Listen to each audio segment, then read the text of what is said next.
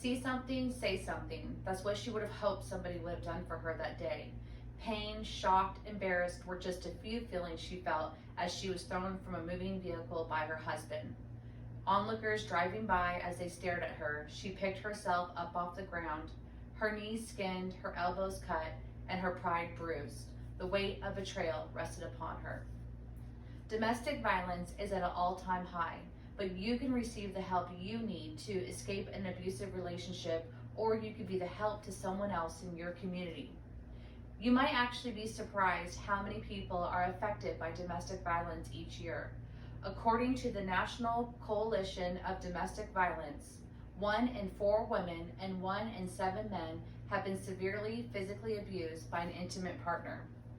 Not only have I been in an abusive relationship, but I also work for a domestic violence recovery program. In this presentation, I want to define to you what is domestic violence, what are the different forms of abuse, the whys, why does a victim stay, and why do abusers abuse? And lastly, I want to share with you what you can do to get help if you are in an abusive relationship, or how you could be the help for someone else in your community.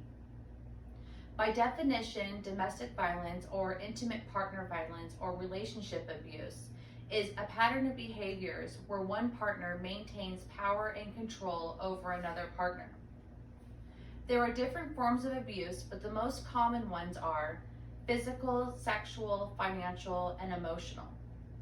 So now that we've quickly covered what is domestic violence and what are some of the different forms of abuse, let's dive into the whys. People who have never been abused often will ask the question, why does a victim stay in an abusive relationship? They don't understand that it could be very complicated leaving an abuser. And oftentimes, leaving an abuser will be one of the most dangerous things that a victim does. Because when a victim leaves an abuser, they're essentially taking back the power and control. And so this can cause the abuser to retaliate in a more dangerous way. There are many reasons why a victim might stay in an abusive relationship. Some of the common reasons would include fear, believing the abuse is normal, love, religious beliefs, cultural beliefs, low self-esteem, and lack of money. Abuse is a learned behavior.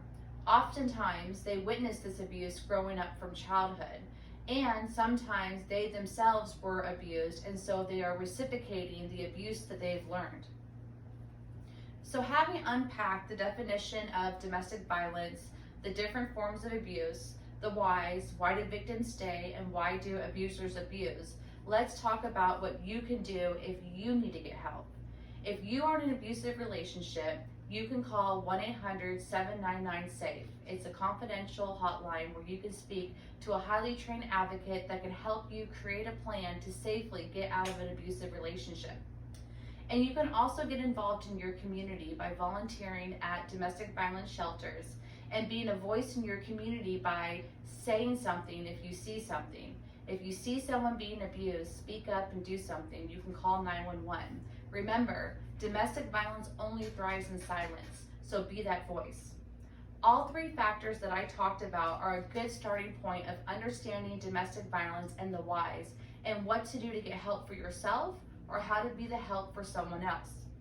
So in the last few minutes, we were quickly able to cover domestic violence and its definition, the different forms of abuse, why do victims stay, why do abusers abuse, what to do to get the help, and how you can be the help. Even though domestic violence is destructive, you have the power to break its cycle by getting the help or being the help. If you see something, say something. I started this presentation sharing with you a story about a girl who was thrown from a moving vehicle and how she felt hopeless. I know she felt this way because I was her and that was my story. But I reached out and said something and got the help that I needed to break those destructive cycles. I felt something, so I said something. So I challenge you, if you feel hopeless and stuck in a domestic violence relationship, speak up and say something that can save your life. And if you see someone in your community being abused, speak up and say something.